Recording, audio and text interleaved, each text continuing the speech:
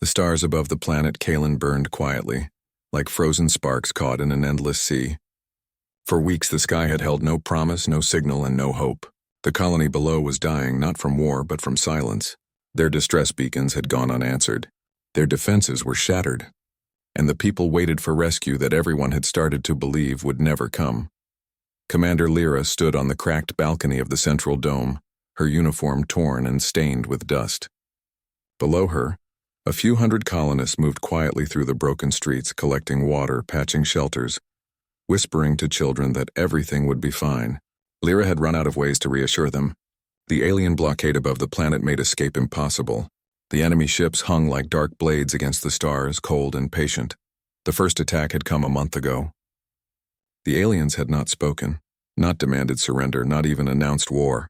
They had simply arrived, cut the communication satellites, and begun dismantling the colony from orbit.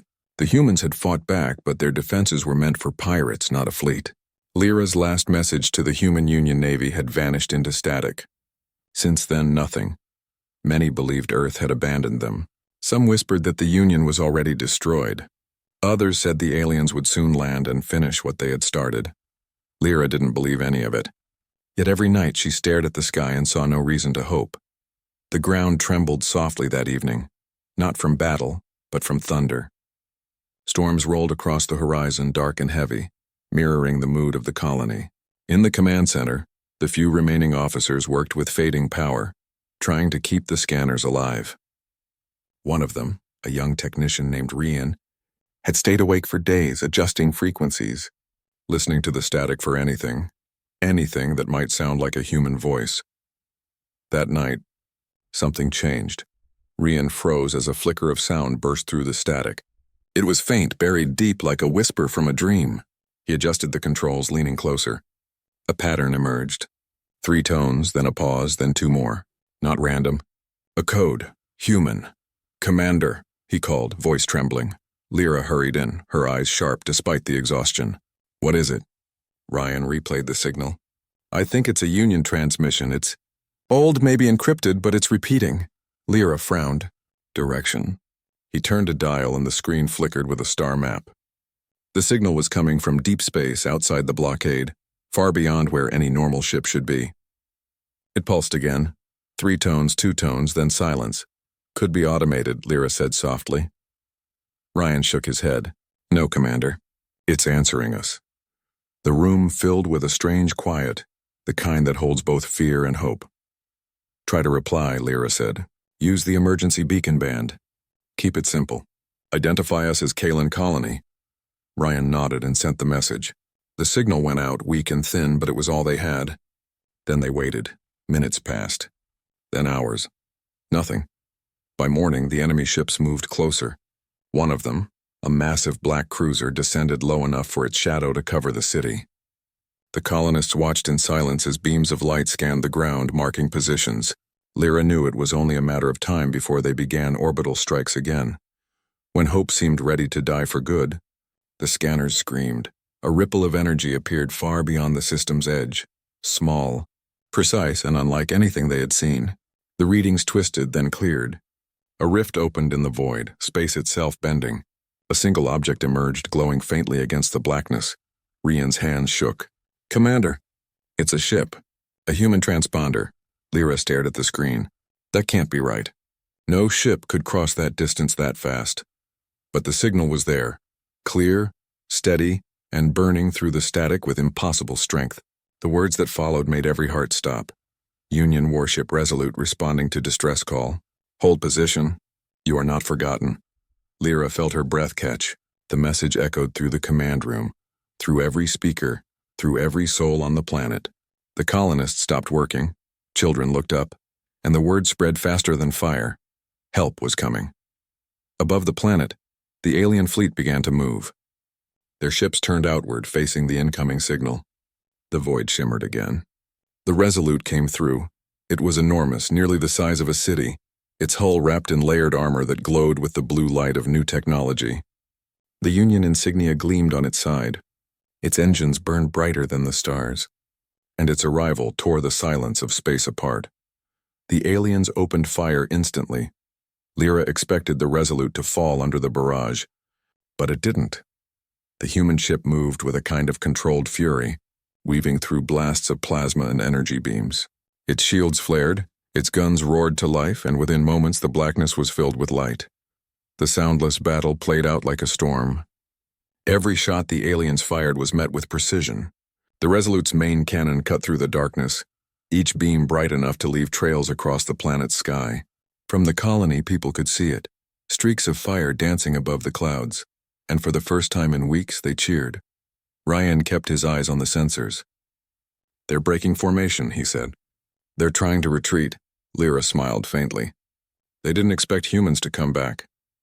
One by one, the alien ships turned away, disappearing into the void that had once seemed so endless. The Resolute held position, silent and steady, watching until the last enemy vanished from the scanners. When it finally spoke again, the voice that filled the command room was calm and human. "This is Captain Arden of the Union warship Resolute. Colony Kalen, your signal was received. We apologize for the delay. Prepare for landing operations and medical assistance." Lyra swallowed hard, her voice barely steady. "We thought no help was coming." The reply came after a moment of silence. "Help always comes.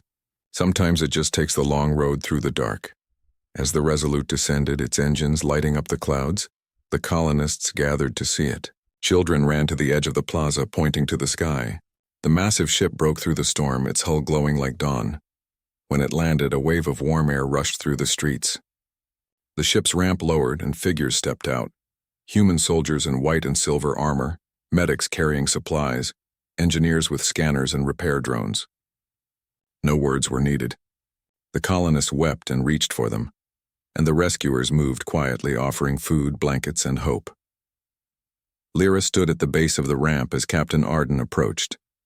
He was older, his face marked by long years of travel and duty. His voice was steady but kind. "You held the line," he said. "That's what matters." Lyra nodded slowly. "We tried. We thought Earth might not even know we were gone." Arden looked up at the sky where stars still shimmered faintly through the clouds. "Earth remembers. Always." In the following days, the Resolute's crew worked side by side with the colonists. They rebuilt the communication towers, repaired the defenses, and shared stories of what had happened beyond the colony's isolation. The Union had been fighting on multiple fronts, stretched thin but never defeated. The Resolute had been part of an experimental fleet that used new slipstream drives to cross impossible distances. It had been searching for lost colonies, following faint distress signals that most had given up on. When it found Kalen's signal, it changed course immediately. No hesitation, no question. To the colonists, that meant everything. Children followed the engineers, fascinated by their tools. Families slept safely for the first time in months. Lyra spent every night at the rebuilt command post, watching as new stars filled the sky, beacons from other human ships arriving one by one. News spread quickly. Across the Union, people heard about the colony that survived, and about the warship that refused to give up on them. The story became a symbol, a reminder that humanity's greatest weapon was not its ships or its technology, but its unyielding refusal to abandon its own. Months later, when the colony had been fully restored, Lyra stood again on the same balcony where she had once waited in despair. The horizon was alive with light from construction towers, the air filled with the sounds of rebuilding. Above, the Resolute hovered in orbit, a silent guardian. Ryan joined her quietly, holding a small datapad. "They're naming the new defense network after the Resolute commander." Lyra smiled faintly. "Fitting," he looked at her. "Do you think we'll ever know why the aliens attacked?" She shook her head. "Maybe, but it doesn't matter now. They'll remember this. They'll remember what happens when you think humans are alone." Ryan smiled, his gaze drifting to the stars. "They'll think twice before testing us again." Above them, the Resolute drifted silently through the night, engines glowing faint blue. It was more than a warship now. It was a promise, a symbol carried through the void across impossible distances, reminding the galaxy that humanity might fall silent for a time, but it never truly disappears. The universe is vast, cold, and full of dangers, but somewhere out there in the dark, a human signal always waits. It waits to answer, to defend, to return. And when the time comes, it comes roaring from the void.